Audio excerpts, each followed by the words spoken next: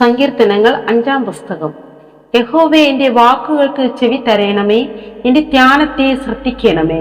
എന്റെ രാജാവും എന്റെ ദൈവവുമായുള്ളവേ, എന്റെ സങ്കടയാചന കേൾക്കണമേ. നിന്നോടല്ലോ ഞാൻ പ്രാർത്ഥിക്കുന്നത്. യഹോവേ, രാവിലെ എന്റെ പ്രാർത്ഥന കേൾക്കണമേ. രാവിലെ ഞാൻ നിനക്കായി ഒരുക്കി കാത്തിരിക്കുന്നു. നീ ദുഷ്ടതയിൽ പ്രസാദിക്കുന്ന ദൈവമല്ല, ദുഷ്ടൻ നിന്നോട് കൂടെ പാർക്കുകയില്ല. അഹങ്കാരികൾ നിന്റെ സന്നിധിയിൽ നിൽക്കുകയില്ല. നീതികേട് പ്രവർത്തിക്കുന്നവരൊക്കെയും നീ പകയ്ക്കുന്നു. ഭോഷ്ക് പറയുന്നവരെ നീ നശിപ്പിക്കും. രക്തപാതകവും ചതിവുമുള്ളവൻ യഹോവയ്ക്ക് അറപ്പാകുന്നു. ഞാനോ നിന്റെ കൃപയുടെ ബഹുത്വത്താൽ നിന്റെ ആലയത്തിലേക്ക് ചെന്ന് നിന്റെ വിശുദ്ധ മന്ദിരത്തിന് നേരെ നിങ്കലുള്ള ഭക്തിയോടെ ആരാധിക്കും. യഹോവേ, എന്റെ ശത്രുക്കൾ നിമിത്തം നിന്റെ നീതിയാൽ എന്നെ നടത്തേണമേ.